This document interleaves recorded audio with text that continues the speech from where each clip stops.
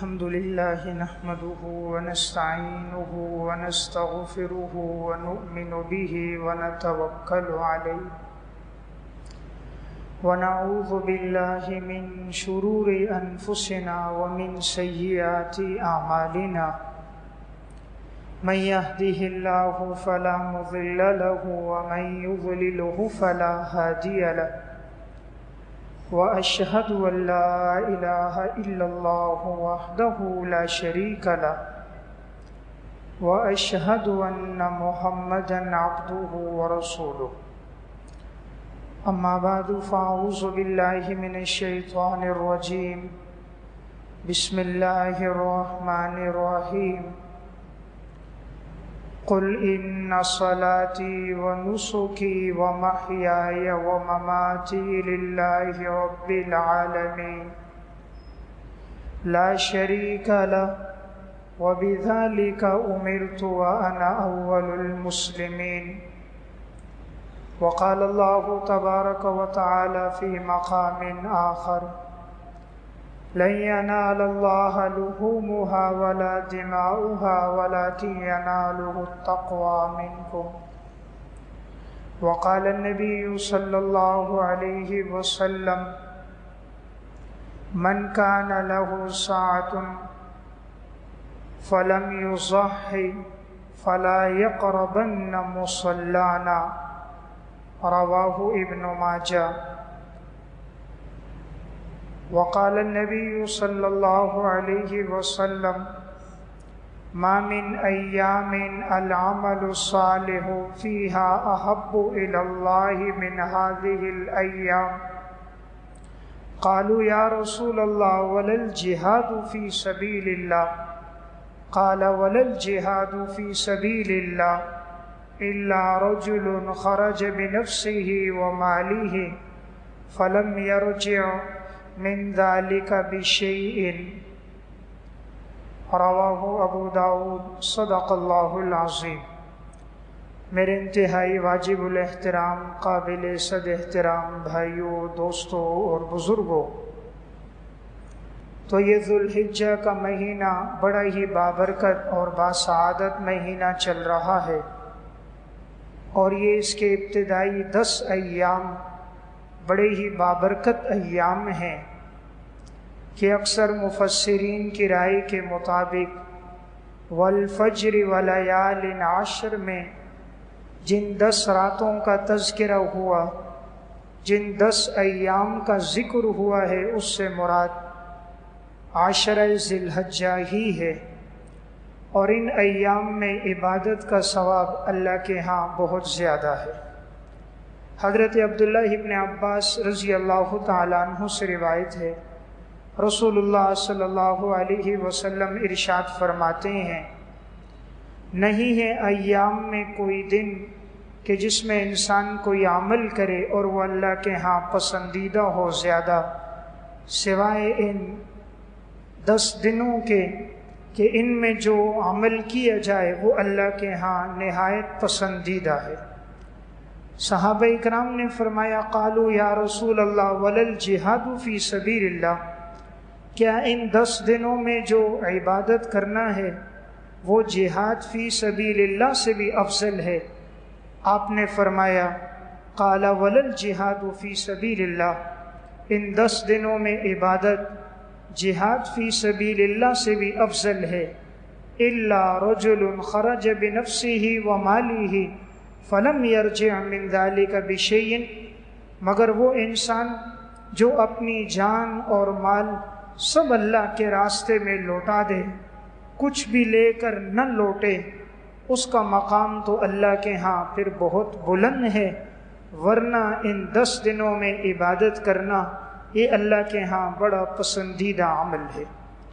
ان 10 دنوں میں ہر دن میں روزہ رکھنا، سنن ترمذی کی روایت میں رسول اللہ صلی اللہ علیہ وسلم نے فرمایا صیام کل یوم فیہا صیام سنۃ، ہر دن کا روزہ گویا 1 سال کے روزے کے برابر ہے۔ وقیام کل لیلۃ منہا قیام لیلۃ القدر، اور ہر رات میں عبادت کرنا اتنا ثواب ہے جیسے لیلۃ القدر میں عبادت کرنے کا ثواب ہے۔ تو یہ 10 دن بڑے ہی بابرکت دن ہیں، خاص طور پر جو 9 ذی الحجہ عرفہ کا دن ہوگا وہ انشاءاللہ اس سال منگل کا دن ہے۔ اس دن میں جو روزہ رکھے گا عرفہ کے دن، تو رسول اللہ صلی اللہ علیہ وسلم نے ارشاد فرمایا صیام یوم عرفہ احتسب علی اللہ ان یکفر السنۃ التي قبلہ والسنۃ التي بعدہ۔ عرفہ کے دن روزہ رکھنا مجھے امید ہے اس پر اللہ تبارک و تعالیٰ اس کے 1 سال گزشتہ اور 1 سال آئندہ کے گناہوں کو معاف کر دے گا۔ تو یہ بڑی فضیلت والا عمل ہے، تو ہمیں چاہیے ہم اس کا اہتمام کریں کہ عرفہ کے دن ہم روزہ رکھیں۔ قربانی ایک نہایت فضیلت والا عمل ہے۔ میں نے گزشتہ جمعے قربانی کے فضائل سے متعلق تفصیلی گفتگو عرض کر دی تھی۔ آج کے بیان میں قربانی کے ضروری مسائل کا تذکرہ کرنا ہے کہ قربانی کس پر لازم ہے اور قربانی کا جانور کس قسم کا ہونا چاہیے، اس کے بارے میں شریعت کی کیا تعلیمات ہیں۔ قربانی لازم ہوتی ہے نمبر 1 سب سے پہلی بات کہ وہ مسلمان ہو، اگر غیر مسلم ہے تو اس پر قربانی لازم نہیں۔ نمبر 2 وہ شخص عاقل ہو، مجنون اور دیوانہ نہ ہو، اگر کوئی دیوانہ ہے مجنون ہے تو اس پر قربانی لازم نہیں۔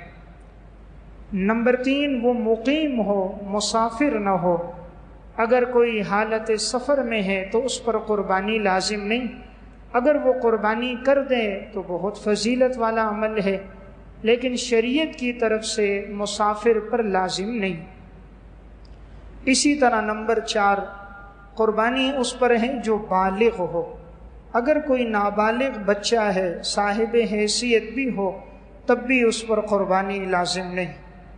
اور نمبر 5 وہ صاحب حیثیت بھی ہو، مسلمان بھی، عاقل بھی، بالغ بھی، مقیم بھی، اور اس کے ساتھ صاحب حیثیت بھی ہو۔ صاحب حیثیت سے مراد 52.5 تولے چاندی کی جو مالیت ہے، اگر کسی کے پاس اتنی رقم موجود ہے تو اس پر قربانی لازم ہوتی ہے۔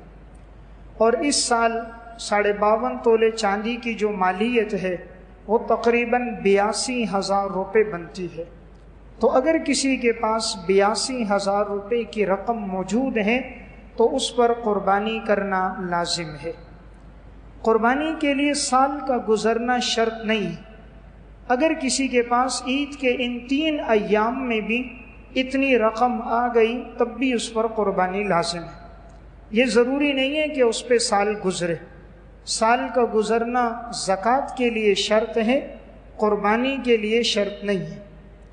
اسی طرح قربانی کرنا جس سے مرد پر لازم ہے ویسے ہی عورت پر بھی لازم ہے۔ تو اگر عورت کے پاس اتنی رقم موجود ہو، یا عموماً بعض خواتین کے پاس سونا موجود ہوتا ہے، تو اگر سونا 1 2 3 تولہ ہے اور اس کے ساتھ نقدی رقم بھی موجود ہے تو پھر اسے ملایا جائے گا۔ ملانے کے بعد اگر وہ چاندی کے نصاب کو پہنچ جائے تو پھر اس پر بھی قربانی لازم ہوگی۔ قربانی وہ عبادت ہے کہ ہر ایک پر مستقل ہے۔ بعض لوگ صرف اپنی طرف سے قربانی کر دیتے ہیں، گھر کے اندر اور بھی صاحب حیثیت لوگ ہوتے ہیں ان کی طرف سے نہیں کرتے، یا والد اپنی طرف سے کر دیتا ہے اپنے بیٹوں کی طرف سے، حالانکہ وہ بالغ بھی ہیں صاحب حیثیت بھی ہیں، تو اگر ان کی طرف سے قربانی نہیں کی گئی تو وہ گناہ گار ہوں گے۔ اسی لیے جیسے والد پہ لازم ہے اگر وہ صاحب حیثیت ہے، اور اگر ان کی بالغ اولاد وہ بھی صاحب حیثیت ہے تو ہر بیٹے پر بھی قربانی الگ الگ لازم ہوگی۔ اگر کسی جگہ پر والد اولاد مشترکہ ایک ساتھ رہتے ہیں، اولاد جو کچھ کما کے لاتی ہے والد کے ہاتھ میں رکھتے ہیں، اور والد ہی گھر کا خرچہ اور گھر کا سیٹ اپ چلا رہے ہیں، تو اس صورت میں اگر بیٹے کے اکاؤنٹ میں اور بیٹے کے پاس اگر اتنی رقم ذاتی موجود ہو کہ جو چاندی کے نصاب کو پہنچ جائے تو بیٹے پر قربانی آئے گی، اور اگر کسی کے بیٹے کے پاس بھی اتنی رقم نہیں ہے، جو آیا والد کے ہاتھ میں دیا، استعمال ہوا، خرچ ہوا، ختم ہو گیا، کسی کے پاس اگر اتنی رقم نہیں ہے تو پھر بیٹوں پر قربانی نہیں ہوگی۔ قربانی کا تعلق صاحب حیثیت ہونے کے ساتھ ہے۔ بعض دفعہ بعض ساتھی صاحب حیثیت ہو کر اپنی طرف سے نہیں کرتے، اور وہ کہتے ہیں ہم اپنے والد کی طرف سے قربانی کر رہے ہیں، اپنی والدہ کی طرف سے قربانی کر رہے ہیں، تو یہ ایک ثواب کا عمل ہے، اس میں کوئی شک نہیں کہ میت کی طرف سے قربانی کرنا اجر و ثواب کا باعث ہے۔ اور اس پر دلیل وہ روایت ہے جو سنن ابی داود میں ہے کہ حضرت علی رضی اللہ تعالی عنہ 2 جانور ذبح کیا کرتے تھے، فرماتے تھے ایک میں نے اپنی طرف سے کیا ہے اور ایک میں نے رسول اللہ صلی اللہ علیہ وسلم کی طرف سے کیا، اور فرماتے تھے اوصانی رسول اللہ صلی اللہ علیہ وسلم ان اضحی عنہ فانا اضحی عنہ، آپ صلی اللہ علیہ وسلم نے مجھے وصیت فرمائی تھی کہ میں ان کی طرف سے قربانی کروں، تو میں حضور کی طرف سے یہ قربانی کرتا ہوں۔ تو امام ابو داود رحمۃ اللہ علیہ نے اس لیے اس پر باب باندھا ہے، باب الاضحیۃ عن المیت، میت کی طرف سے قربانی کرنا جائز عمل ہے۔ تو اس لیے انسان اپنی طرف سے اپنے والدین کی طرف سے بھی کرے، لیکن بسا اوقات ایسا ہوتا ہے کوئی بیٹا صاحب حیثیت ہے، وہ اپنی طرف سے نہیں کرتا اور کہتا ہے میں اپنے مرحوم والد یا والدہ کی طرف سے کر رہا ہوں، تو وہ شخص گناہگار ہوگا۔ پہلے اپنی طرف سے کرے کہ اس پر لازم ہے، والدین کی طرف سے اگر گنجائش ہے تو ضرور کرے، گنجائش نہیں ہے تو اپنی عبادت کو چھوڑ کر والدین کی طرف سے کرنا اس کا فائدہ نہیں ہوگا، اس وجہ سے کہ اس پر پکڑ ہوگی عند اللہ کہ صاحب حیثیت تو تھا اور تو نے اپنی طرف سے نہیں کی۔ اسی لیے اگر کوئی صاحب حیثیت ہے پہلے اپنی جانب سے کرے، پھر اللہ نے وسعت دی ہے تو اپنے والدین کی طرف سے بھی انسان ضرور کرے۔ ماں باپ کا بھی بہت بڑا احسان ہے کہ ان کے ملاپ کے ساتھ یہ دنیا میں آنے کا ایک ذریعہ بنے، انہوں نے پالا پوسا، تعلیم دی، یہاں تک پہنچایا۔ آج جس انسان جس مرتبے پہ ہوتا ہے اس کے پیچھے ان کے والدین کی بڑی محنتیں ہوتی ہیں، تو سب سے زیادہ فائدہ ماں باپ کو ایصال ثواب سے پہنچتا ہے۔ انہیں نہ وہاں دولت کام آتی ہے، نہ پیسہ، نہ جائیداد اور عہدہ، انہیں جو چیز وہاں کام آتی ہے وہ ایصال ثواب۔ تو اس لیے اللہ نے وسعت دی ہو انسان والدین کی طرف سے بھی کرے، لیکن میں نے یہ وضاحت کر دی پہلے اپنی جانب سے کریں، پھر اس کے بعد گنجائش والدین کا حصہ ڈالیں۔ اپنا حصہ نہ کرنا صاحب حیثیت ہونے کے باوجود تو اس سے آدمی گناہگار ہوگا۔ اسی طرح بعض لوگوں میں ایک بات مشہور ہے، کہتے ہیں ہم نے اپنی 7 قربانیاں کر دی، اب ہمارے اوپر قربانی نہیں، ہم نے 7 قربانیاں کر دی۔ قربانی کا تعلق 7 کے ساتھ نہیں، انسان جتنے زندگی وہ صاحب حیثیت ہوگا ہر سال اس پر قربانی لازم ہوگی۔ رسول اللہ صلی اللہ علیہ وسلم مدینہ میں 10 سال تک آپ نے قربانی کی۔ عبداللہ ابن عمر رضی اللہ تعالیٰ عنہ فرماتے ہیں اقام رسول اللہ صلی اللہ علیہ وسلم فی المدینہ 10 سنین، آپ صلی اللہ علیہ وسلم مدینہ میں 10 سال ٹھہرے اور آپ نے ہر سال میں قربانی کا عمل کیا۔ تو اس لیے یہ بات کہ 7 سال میں نے کر دی باقی قربانی نہیں، یہ بات غلط ہے۔ 7 کا عدد یہ صرف حصوں میں شرط ہے کہ بڑے جانور میں 7 حصے ہوں، 7 سے زیادہ نہ ہو، باقی 7 کا تعلق قربانی کے ساتھ نہیں ہے۔ جتنا عرصہ انسان صاحب حیثیت ہوگا ہر سال وہ قربانی کرے گا۔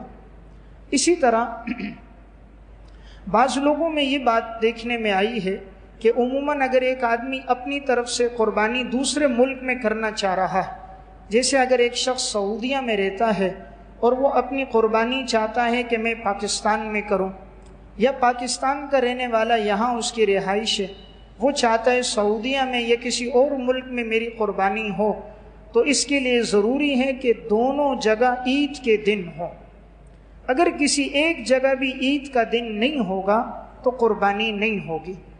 مثلاً اگر ایک سعودیہ میں ایک شخص ہے، وہ اپنی قربانی یہاں کروا رہا ہے، تو عموماً سعودیہ میں ایک دن پہلے عید ہوتی ہے، تو اب اگر اس کی قربانی یہاں پر کی گئی پاکستان میں اس دن عید نہیں تھی، وہاں ایک دن پہلے عید ہے اور یہاں عرفہ کا دن ہوتا ہے 9 ذی الحجہ کا، تو اگر اس کی جانب سے یہاں 9 کو قربانی کی گئی، قربانی ادا نہیں ہوگی۔ تو ضروری ہے اس دن کی جائے کہ وہاں بھی عید ہو یہاں بھی عید ہو، تو اس کے لیے بہتر ہے کہ جب پاکستان میں عید کا پہلا اور دوسرا دن ہوگا تو تب قربانی کر دی جائے۔ وہ سعودیہ والے کے لحاظ سے قربانی کا دوسرا اور تیسرا دن ہو جائے گا، تو دونوں جگہ عید ہوگی تب قربانی ہوگی۔ اسی طرح اگر کوئی پاکستان میں رہتا ہے اپنی قربانی وہاں کرنا چاہ رہا ہے، تو اب چونکہ پاکستان میں عید ہے 10 ذی الحجہ کو، وہاں عید ایک دن پہلے ہے، اب اگر وہ قربانی کراتا ہے وہاں پر، کہتے ہیں پاکستان کے لحاظ سے عید کے تیسرے دن یعنی 13 ذی الحجہ کو، اب وہاں وہ عید کا تیسرا دن نہیں ہوگا، چوتھا دن ہوگا، تو اگر وہاں وہ عید کے چوتھے دن قربانی کرے گا پاکستانی کے لیے تو قربانی ادا نہیں ہوگی۔ تو اس لیے اگر کوئی دوسرے ملک میں اپنی قربانی کرے تو ضروری ہے جس ملک میں کیے جا رہے وہاں بھی عید کا دن ہو، اور جس کی طرف سے کیا جا رہا ہے اس کے لیے بھی عید کا دن ہو۔ تو ان 3 دنوں میں جو عبادت ہے وہ قربانی ہی کی ہے۔ اس میں کوئی نفلی صدقہ کرتا ہے ویسے بھلے کرے، لیکن قربانی کو چھوڑ کر صاحب حیثیت ہو کر اگر وہ صرف نفلی صدقہ کرے گا تو گناہگار ہوگا۔ ان 3 دنوں میں جو چیز اللہ کے ہاں پسندیدہ ہے وہ احراق الدم، خون بہانا ہے۔ صدقے میں قربانی میں فرق ہے۔ صدقہ انسان پورے سال میں کر سکتا ہے، لیکن قربانی صرف ان 3 دنوں میں ہوتی ہے، اس کے علاوہ میں نہیں ہوتی۔ اس لیے صدقہ پورے سال میں جب چاہے انسان کریں، قربانی کا تعلق انہی ایام کے ساتھ خاص ہے۔ اب یہ ہے کہ قربانی کا جانور کیسا ہونا چاہیے، تو شریعت نے اس بارے میں ہمیں تعلیمات دی ہیں۔ چونکہ انسان یہ اللہ کے نام پر ذبح کر رہا ہے تو سب سے اچھا جانور ہو، اس میں کوئی عیب اور کوئی خامی نہ ہو، ایسا جانور انسان اللہ کے راستے میں دے۔ تو جانور کے اندر اس کی عمر کا اعتبار ہوگا۔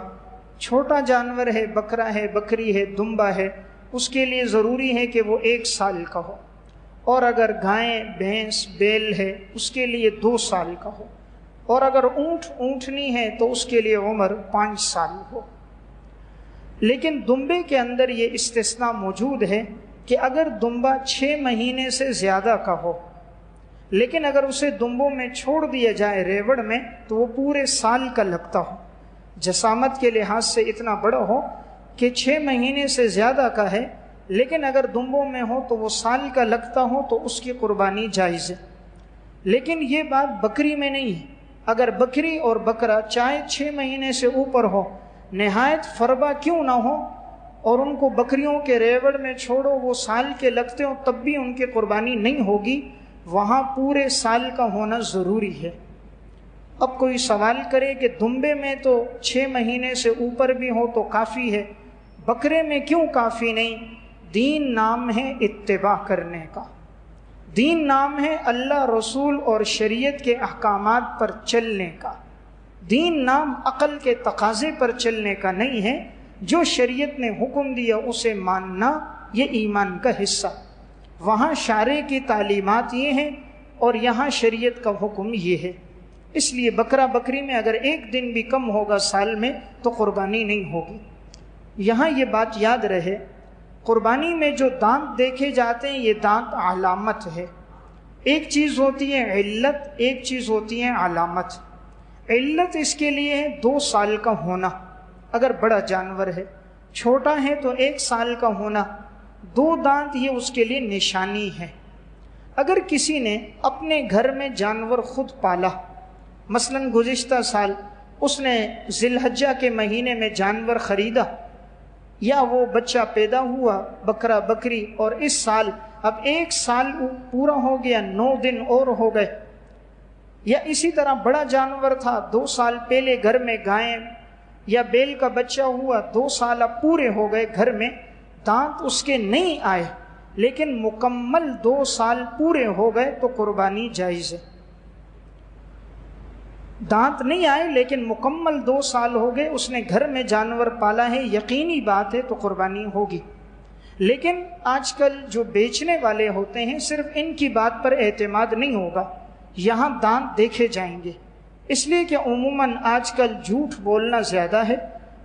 اپنے سامان کو، جانوروں کو بیچنے کے لیے انسان جھوٹی قسمیں کھا لیتے ہیں، اللہ کے نام کو غلط استعمال کرتے ہیں، اس لیے وہاں دیکھا جائے اگر 2 دانت ہیں تو انسان قربانی کرے، اگر 2 دانت نہیں ہے صرف ان کے کہنے پر نہ کرے، ممکن ہو انہوں نے جھوٹ سے کام لیا ہو تو قربانی نہیں ہوگی۔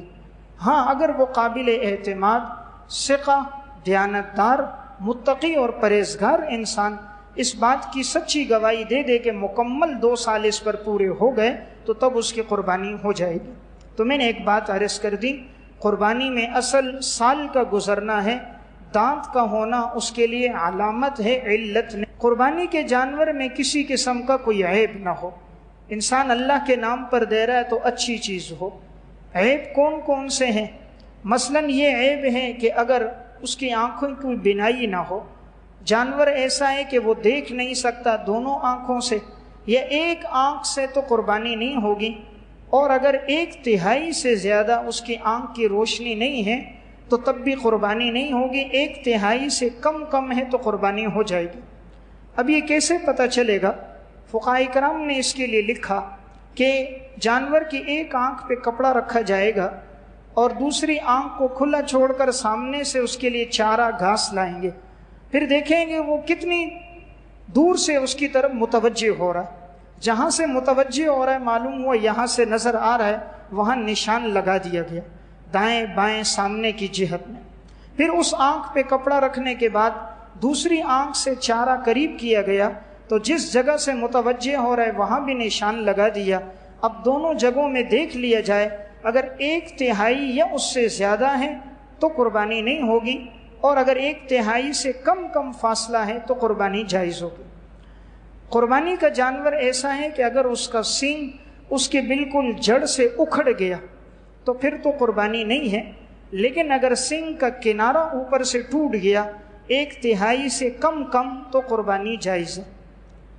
قربانی کے جانور کے اگر کان بالکل کٹا ہوا ہے جڑ سے یا 1/3 سے زیادہ کٹا ہوا ہے تو قربانی نہیں ہوگی، اگر اس سے کم ہے تو ہوگی۔ اور اگر جانور کا کان طول میں کٹا ہوا ہے، طول میں کٹا ہے، عرض میں کٹا ہوا نہیں ہے، طول میں کٹا ہے لیکن کان کے دونوں حصے موجود ہیں تو اس وقت قربانی جائز ہے۔ اسی طرح اگر جانور کی دم ہے اور وہ 1/3 یا اس سے زیادہ کٹ گئی تو بھی اس کی قربانی نہیں ہوگی۔ جانور اگر لنگڑا ہو، اگر وہ 3 پاؤں کا سہارا تو لیتا ہے، 4تھے پاؤں کا سہارا بالکل نہیں لیتا، زمین پہ 4تھا پاؤں رکھتا ہی نہیں ہے تو قربانی نہیں ہوگی۔ اگر وہ 4تھے پاؤں کا سہارا لیتا ہے، اس پہ وزن بھی ڈالتا ہے، چلتا ہے، لیکن تھوڑا بہت لنگڑاتا ہے تو قربانی جائز ہے۔ اگر بالکل سہارا نہ لے تو قربانی نہیں ہوگی۔ اتنا لاغر جانور کہ وہ عیدگاہ تک چل کر بھی نہ جا سکے، اتنا دبلا پتلا اور کمزور ہو تو اس کی قربانی نہیں ہوگی، کم از کم ایسا ہو کہ وہ عیدگاہ تک جانے کے قابل ہو۔ ایسا جانور کہ جس کو خارش یا کھجلی ہے اور یہ اس قدر سرایت کر گئی کہ گوشت تک اثر انداز ہو گئی تو قربانی نہیں ہوگی، اور اگر ظاہر میں ہے وہاں تک اثر انداز نہیں ہے تو اس کی قربانی جائز ہے۔ جانور کے جسم میں تمام اشیاء کو استعمال کیا جا سکتا ہے، البتہ بعض چیزیں اس کے جسم میں ایسی ہیں جن کا استعمال جائز نہیں، جیسے نمبر 1 خصیتین کا استعمال جائز نہیں ہے، یعنی جو نر ہو اس کے اگر کوئی خصیتین کا استعمال کرے گا تو یہ مکروہ تحریمی ہے، گناہ گار ہوگا۔ اسی طرح نر اور مادہ کی جو پیشاب کی جگہ ہے اس کا استعمال جائز نہیں ہے، پاخانے کی جگہ ہے اس کا استعمال ٹھیک نہیں، اس کا مثانہ جہاں پیشاب جمع ہوتا ہے اس کا استعمال جائز نہیں، پتا اس کا استعمال نہیں ہوگا۔ اسی طرح جانور کے جسم میں غدود ہوتے ہیں جو گوشت کے سخت ٹکڑے، ان کا استعمال نہیں ہوگا، اور دم مصفوح بہنے والا خون اس کا استعمال نہیں ہوگا۔ اس کے علاوہ جانور کے جسم میں جتنا بھی گوشت ہے انسان استعمال کر سکتا ہے۔ بہتر یہ ہے کہ انسان جانور کے گوشت میں اس چیز کی رعایت رکھے کہ 3 حصے کر کے، ایک فقراء کے لیے، ایک رشتہ داروں کے لیے، ایک اپنے لیے رکھے، اور اگر سب فقراء میں تقسیم کرے تو یہ سب سے افضل عمل ہے، اور اگر کوئی خود سے استعمال کرنا چاہے تو بھی اس کی گنجائش ہے، لیکن بہتر یہ ہے کہ انسان فقراء کا حق رکھے۔ بعض جگہ مشترکہ طور پہ جانور خریدا جاتا ہے، بعض ساتھی مل کر لیتے ہیں گائے، بیل یا اونٹ میں، تو اس میں 7 سے زیادہ آدمی شریک نہیں ہو سکتے، 7 سے کم جائز ہے۔ 4 آدمی ہوں، 5 آدمی ہوں تو استعمال جائز ہے، یہاں طاق شرط نہیں ہے۔ جیسے بعض ساتھی پوچھتے ہیں کہ ضروری ہے کہ 3 ہوں یا 5 ہوں، طاق شرط نہیں ہے، اگر جفت ہو یعنی 4 آدمی ہوں، 2 ہوں، 6 ہوں، تب بھی قربانی جائز ہے۔ البتہ 7 حصے کر دیے جائیں، یعنی اس کی تعیین ہو جائے کہ 2 حصے فلاں کے ہیں، 1 حصہ فلاں کا، 2 حصے فلاں کے، 1 فلاں کے، تو 7 حصوں کی تقسیم ہو جائے، یہ بہتر ہے۔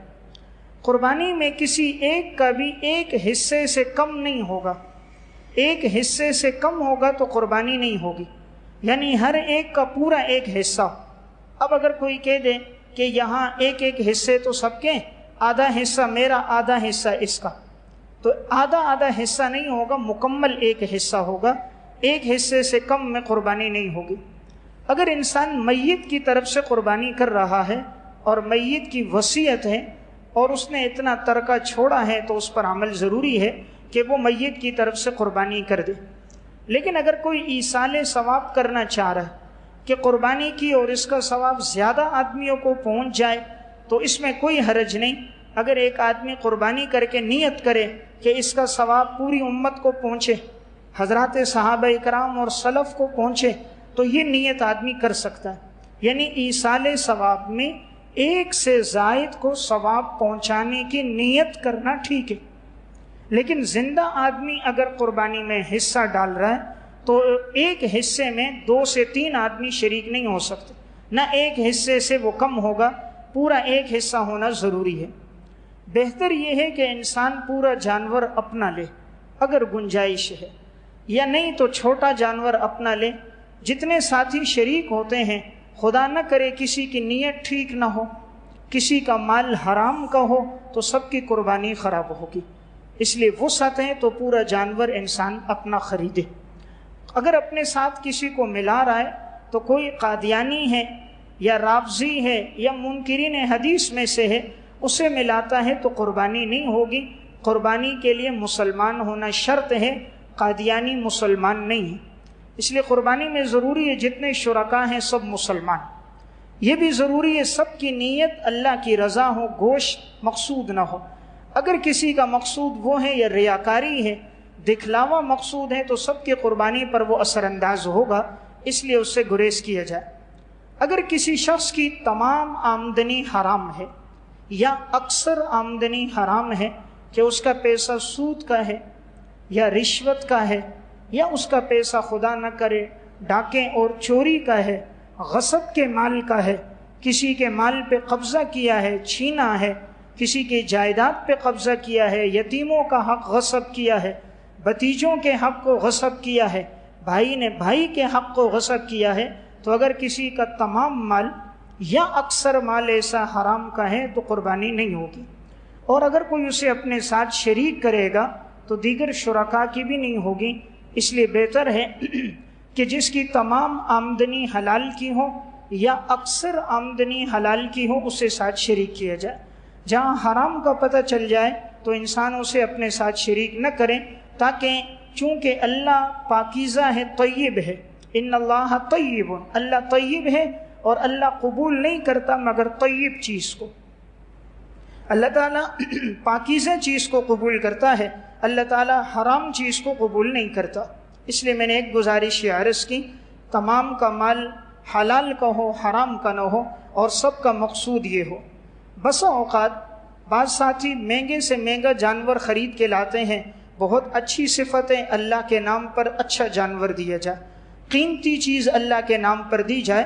لن تنالوا البر، کہ انسان ہرگز نیکی کو نہیں پہنچ سکتا یہاں تک کہ الا ما تنفقوا، وہ خرچ کر دے جو اسے چیز پسند ہو۔ پسندیدہ چیز خرچ کرنا یہ اللہ کے ہاں مقبول علامت ہے۔ اس لیے انسان اچھا جانور اللہ کے راستے میں دے۔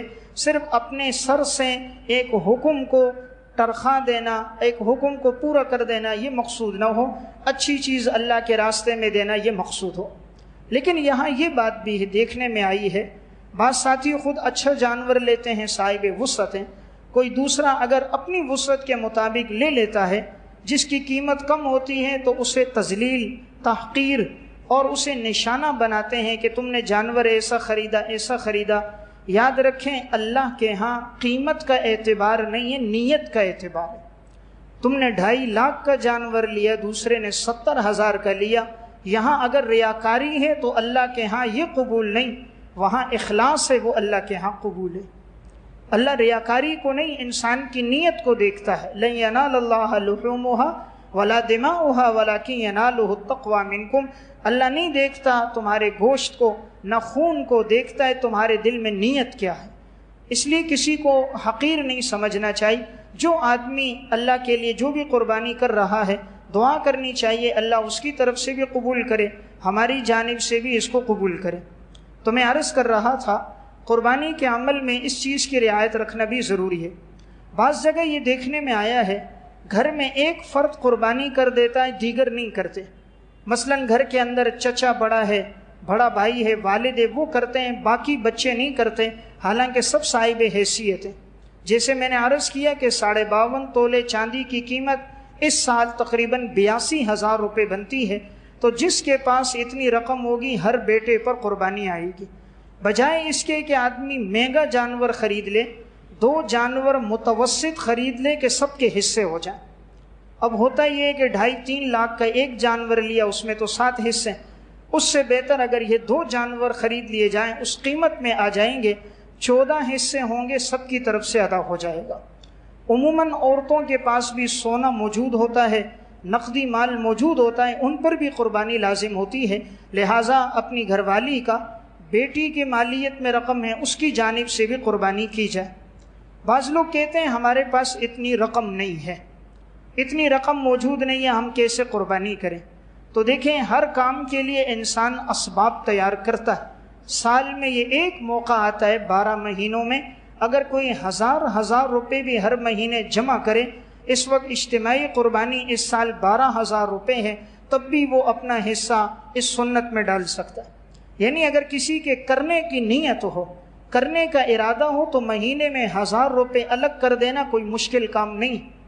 تو جب انسان مکان بنانے کے لیے ادھار لے سکتا ہے، مکان، گاڑی، جائیداد، شادی، رسم و رواج کے لیے بیسیاں ڈالتا ہے، کمیٹیاں ڈالتا ہے، اتنی اس کے لیے توجہ فکر کرتا ہے، تگ و دو کرتا ہے، تو اس اللہ کے حکم کے پورا کرنے کے لیے اس نے کتنی محنت کی، اس کے لیے وہ کتنا فکر مند ہوا۔ انسان فکر مند ہو تو اللہ رب العزت اسے دے دیتا ہے۔ ملتان کی ایک خاتون تھی، چند سال قبل اس کا واقعہ اخبارات میں بھی آیا کہ اس نے حج کرنے کے لیے جانا تھا، ایک دل میں نیت تھی کہ میں حج پہ جاؤں، شوہر بوڑھا تھا، کمانے والا کوئی نہیں، تو وہ سلائی کرتے تھی، کپڑے سلائی کر کر کے پیسے جمع کرتی رہی، 7 سال تک مسلسل اس نے اپنی اس محنت سے اتنی رقم جمع کر دی، شوہر کو بھی اپنے ساتھ حج پہ لے گئی، خود بھی حج پہ چلی گئی۔ تو جب انسان ارادہ کرے، نیت کرے، اللہ مدد کرتا ہے۔ جب نیت اور ارادہ ہی نہ ہو تو پھر اللہ کی طرف سے بھی توفیق نہیں ہوتی۔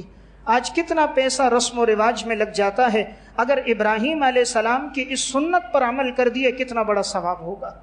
تھوڑی دیر کے لیے انسان سوچے کہ یہ ایک جانور جس کا خون کا قطرہ گرتا ہے، حدیث میں آتا ہے اللہ گناہ معاف کر دیتا ہے، اس کے جسم پہ جتنے بال ہیں ہر بال پہ اللہ تعالیٰ انسان کو نیکیاں عطا فرماتا ہے، کہ خود رسول اللہ صلی اللہ علیہ وسلم نے ہر سال قربانی کی، امت کو ترغیب دی، یہاں تک فرمایا جو نہ کرے وہ ہماری عیدگاہ میں نہ آئے، تو آپ نے اتنی تنبیہ ارشاد فرمائی۔ اس لیے ہمیں چاہیے اگر وسعت ہو اس عمل میں ہم بڑھ چڑھ کے حصہ لیں، اپنی اولاد کو بھی آگے اس میں دعوت دیں، ترغیب دیں کہ نیکی کے کام میں وہ آگے بڑھیں۔ زندگی گزر گئی 40 سال 45 سال، 1 سال بھی ابراہیم علیہ السلام کی سنت پر ہم نے عمل نہیں کیا، تو یہ افسوس کی بات ہے، ایک مسلمان ہونے کے ناطے پیغمبر کی ایک سنت پر عمل نہ ہو سکا۔ موبائل خریدنا ہوتا ہے، کتنی محنت ہوتی ہے، ایک سے دوسرے سے قرض لیا جا رہا ہوتا ہے، ہر 3 مہینے بعد وہ موبائل تبدیل ہو رہا ہے، اس سنت کے لیے اس نے کتنی کوشش کی۔ تو میں نے یہ بات اس پہ عرض کی، فکر مندی ہو تو اللہ کی طرف سے انسان کے لیے مدد آ جاتی ہے۔ قربانی کرنے کے بعد ایک مرحلہ کھال کا ہوتا ہے، اگر کوئی آدمی کھال کو اپنے استعمال میں لائے بجنسی ہی لا سکتا ہے، مصلی بنائے، ڈھول بنائے یا کسی اور کام میں اس کی جنس کو لائے تو لا سکتا ہے، لیکن اگر اسے فروخت کر دیا تو اس کی جو قیمت ہوگی وہ مستحقین کو دیں گے۔ جو مستحق ہو، عزیز و اقارب میں، رشتہ داروں میں، پڑوسیوں میں کوئی مستحق ہے اسے دے دیے جائے، اور اگر کوئی مستحق نہ ہو تو دینی مدارس کے طلبہ اس کے زیادہ مستحق ہوتے ہیں۔ عموماً مدارس میں تعلیم مفت ہوتی ہے اور وہ لوگ قال اللہ قال رسول کی تعلیم دیتے ہیں، اور ان مدارس میں پڑھنے والوں کے لیے کوئی فیس نہیں ہوتی، اور وہ انہی دو چیزوں پر اللہ تعالیٰ کی طرف سے یہ اسباب کے درجے میں یہ دو چیزیں ہیں، رمضان میں صدقۃ الفطر اور زکوٰۃ، اور عید الاضحیٰ کے موقع پر یہ قربانی کی کھالیں، اسی سے مدارس کا نظم چل رہا ہوتا ہے۔ عموماً تو قیمتیں بھی بہت کم ہیں، آج سے 4-5 سال پہلے تک ماضی میں تو 4-4 ہزار روپے قیمت تھی، آج بڑی کھال کی قیمت بمشکل 250 روپے بھی نہیں ہے۔ چھوٹی کھال کی قیمت گزشتہ سال 70 سے 80 روپے میں جا رہی تھی۔ تو عموماً تو ان کھالوں کی قیمت ہی نہیں، بعض جگہ اس میں کٹ لگ جاتے ہیں تو اس کی اور قیمت گر جاتی ہے، تو عموماً تو ان کی اتنی قیمت نہیں ہے، لیکن پھر بھی انسان اپنا حصہ دین کی نشر و اشاعت میں لگا دے۔ میں ایک واقعہ سنا کے بعد ختم کرتا ہوں۔ انسان جب اللہ کے راستے میں خرچ کرتا ہے، صدق نیت کے ساتھ دیتا ہے، اللہ بہترین بدلہ عطا فرماتا ہے۔ جہاں مقصود اللہ کی رضا ہوتی ہے اللہ دیتا ہے، آخرت میں تو دیتا ہی ہے، دنیا میں بھی دیتا ہے۔ امام غزالی رحمۃ اللہ علیہ نے احیاء علوم الدین میں ایک واقعہ لکھا۔ امام غزالی لکھتے ہیں، ابو الحسن مدائنی رحمۃ اللہ علیہ فرماتے ہیں کہ حج کے لیے جا رہے تھے حضرت حسن، حضرت حسین، حضرت عبداللہ بن جعفر رضی اللہ تعالیٰ عنہ۔ اب یہ نبی اکرم صلی اللہ علیہ وسلم کے 2 نواسے بھی تھے، عبداللہ بن جعفر بھی تھے۔ تو انہوں نے اونٹوں پر اپنا سامان رکھا ہوا تھا اور یہ قافلہ جا رہا تھا۔ چلتے چلتے ایک جنگل میں انہوں نے پڑاؤ ڈالا، یہ لوگ نماز پڑھنے کے لیے رکے اور انہوں نے وضو کیا، نماز پڑھنے لگے۔ تو تھوڑی دیر انہوں نے آرام کیا تو وہ جانور کہیں بھدک گئے، جن پہ سارا سامان تھا، کھانا پینا اور توشہ تھا، وہ جانور کہیں بھدک کے بھاگ گئے، چلے گئے۔ تلاش کیا تو وہ جانور نہ ملے۔ اب ان کے پاس کھانے کے لیے کچھ نہیں تھا، انہیں نے نظر دوڑائی تو انہیں ایک خیمہ نظر آیا۔ حضرت حسن اور حسین رضی اللہ تعالیٰ عنہما خیمے کے پاس آئے اور انہوں نے آواز دی کہ ہم مہاجر ہیں، مسافر ہیں، اہل بیت میں سے ہیں، ہم نے ارادہ کیا تھا حج پہ جانے کا، ہم سفر میں ہمارے جانور بھدک گئے، سارا ساز و سامان اس پہ تھا۔ اندر ایک بوڑھی عورت تھی گھر میں اور کوئی نہیں تھا۔ اس اماں نے کہا میرے گھر میں تھوڑا سا دودھ ہے، دودھ انہیں پیش کیا۔ تو انہوں نے تھوڑا تھوڑا دودھ پی لیا، لیکن اس معمولی دودھ سے بھوک تو دور نہیں ہوتی تھی۔ انہوں نے کہا کیا اس کے علاوہ کچھ نہیں ہے؟ اس اماں نے کہا یہ ایک بکری ہے جو آپ کے سامنے دبلی پتلی، اس کے علاوہ گھر میں کچھ نہیں۔ اگر تمہیں بھوک ہے تم اسے ذبح کر دو، میں تمہیں گوشت پکا کے دے دوں گی، تم مسافر لوگوں اپنی دعاؤں میں مجھے یاد رکھنا۔ فرماتے ہیں ہم نے بکری ذبح کر دی، اس اماں نے ہمارے لیے بکری کا گوشت بھونا پکایا، ہم نے وہ گوشت کھایا۔ اب جب آگے جانے لگے تو حضرت حسن رضی اللہ تعالیٰ عنہ بڑے تھے، انہوں نے اس اماں سے ایک جملہ کہا کہ ہم مدینہ میں رہتے ہیں، جب بھی کبھی تمہارا مدینہ آنا ہو، تم نے ہم پر یہ احسان کیا ہے، اس احسان کا بدلہ اللہ آخرت میں تو دے گا ہی، انشاءاللہ ہم اس کا بدلہ تمہیں دنیا میں بھی دیں گے، لیکن یہاں جنگل میں ہمارے پاس کچھ نہیں۔ اس اماں کے لیے دعا کی اور یہ لوگ چلے گئے، حج کر کے لوٹ آئے۔ اب اس اماں کا جب شوہر آیا، اس بوڑھی عورت کا، اس نے کہا وہ بکری کہاں گئی؟ کہا وہ تو میں نے ذبح کروا دی، مہمان آئے تھے، مسافر تھے۔ تو چونکہ شوہر ذرا دنیا پرست تھا، مال اور دنیا کی طرف اس کی نگاہ تھی، اس نے کہا تو نے یہ کیا کر دیا؟ بکری ذبح کر دی، اس کے علاوہ تو گھر میں کچھ بھی نہیں ہے، جان پہچان بھی نہیں، تعلق بھی نہیں۔ اس نے کہا میں نے اللہ کی رضا کے لیے کیا، وہ مسافر تھے، حج کے سفر میں تھے، میں نے اللہ کے لیے کیا، اللہ اس کا بدلہ ہمیں دے گا۔ بہرحال اس نے اپنی بیوی کو ڈانٹا، لیکن اس نے اس کی طرف توجہ نہ کی۔ حالات چلتے رہے، کچھ عرصے کے بعد اب ان لوگوں کو محنت مزدوری کے لیے اسی بوڑھی کو اور اس کے شوہر کو مدینہ آنا پڑا۔ تو یہ لوگ مدینہ آئے، ایک عرصے کے بعد وہاں پر یہ جانوروں کی مینگنیاں جمع کرتے، سکاتے، اس کو فروخت کیا کرتے تھے، کوئی معمولی مزدوری مل جاتی وہ کرتے، تو ان کی زندگی بڑی مشقت کی تھی۔ ایک دن حضرت حسن گھر کے باہر بیٹھے ہوئے تھے، حضرت حسن رضی اللہ تعالیٰ عنہ کی اسی بوڑھی اماں پر اچانک نگاہ پڑ گئی۔ جو پہلی نگاہ پڑی تو انہوں نے پہچان لیا کہ یہ تو وہی خاتون ہے کہ جس نے جنگل میں ہمارے لیے بکری ذبح کی تھی۔ حضرت حسن نے اپنے غلام کو بھیجا کہ اس اماں کو بلاؤ، بلا کر پوچھا کیا تم فلاں خاتون تو نہیں کہ فلاں دن فلاں جنگل میں فلاں سال ہمیں ضرورت تھی، تم نے ہمارے لیے بکری ذبح کی تھی؟ اس نے کہا ہاں میں وہی ہوں، حالات اس طرح کے آ گئے کہ گھر میں کچھ بھی نہیں رہا تو ہم مزدوری کے لیے یہاں ہیں۔ حضرت حسن گھر گئے، 1000 دینار لیے۔ دینار سونے کا ہوتا ہے، درہم چاندی کا ہوتا ہے۔ دینار سونے کا، 1000 دینار اشرفیاں لی، 1000 بکریاں، اللہ نے تو وسعت دی تھی اہل بیت کو، 1000 بکریاں غلام سے کہا انہیں دے دو اور 1000 دینار ان کو دے دو۔ پھر اس اماں سے کہا میرے بھائی حسین کے پاس بھی جاؤ اور ان کو کہہ دو کہ میں وہی ہوں جس نے تم پر احسان کیا تھا، اور بتا دینا تمہارے بھائی نے اتنا دیا۔ غلام کو ساتھ بھیجا کہ جا کر حضرت حسین کے پاس لے جاؤ۔ حضرت حسین رضی اللہ تعالیٰ، نبی اکرم صلی اللہ علیہ وسلم کے نواسے، جو سخاوت پیغمبر کی تھی وہ اہل بیت کی بھی سخاوت تھی۔ ہم تو خدا کے نام پر 2 روپے دیتے وقت بھی 10 دفعہ سوچتے۔ وہ وہاں پر پہنچے اور بتایا میں وہ خاتون ہوں۔ حضرت حسین بھی گئے، 1000 دینار گھر سے لیے دیے اور 1000 بکریاں جو ان کی ملکیت کی تھیں، مال غنیمت میں ملی تھی، وہ بھی اس کو دی۔ تو گویا خاتون کو 2000 بکریاں 2000 دینار مل گئے۔ اب حضرت حسین نے کہا ہمارے ساتھ اس سفر میں عبداللہ بن جعفر بھی تھے، فلاں جگہ ان کی رہائش ہے، غلام کو بھیجا کہ جا کر بتاؤ یہ وہی خاتون ہے جس نے ہم پر احسان کیا تھا۔ عبداللہ بن جعفر کے پاس گئے، عبداللہ بن جعفر بڑے سخی انسان تھے، گھر گئے، 2000 دینار 2000 بکریاں اس کو دی۔ تو گویا خاتون کو 4000 دینار 4000 بکریاں جب اس کو مل گئیں اور وہ لے کر جب اپنے شوہر کے پاس آئی، شوہر نے کہا یہ اتنی بکریاں اتنے کہاں سے آئی؟ کہا وہ جو اللہ کے نام پر ایک دبلی جو بکری ہم نے اللہ کے نام پر دی تھی، اللہ نے اس ایک بکری کے بدلے میں 4000 بکریاں لوٹا دی، 4000 دینار اللہ نے لوٹا دی۔ اللہ تو نیت کو دیکھتا ہے، اللہ جب دینے پر آتا ہے یوں بدلہ دیتا ہے۔ اس خاتون ان کو جانتی نہیں تھی، رشتہ داری نہیں تھی، صرف اللہ کے لیے جو عمل کیا، جو نیکی اللہ کے لیے کی جائے وہ ضائع نہیں ہوتی۔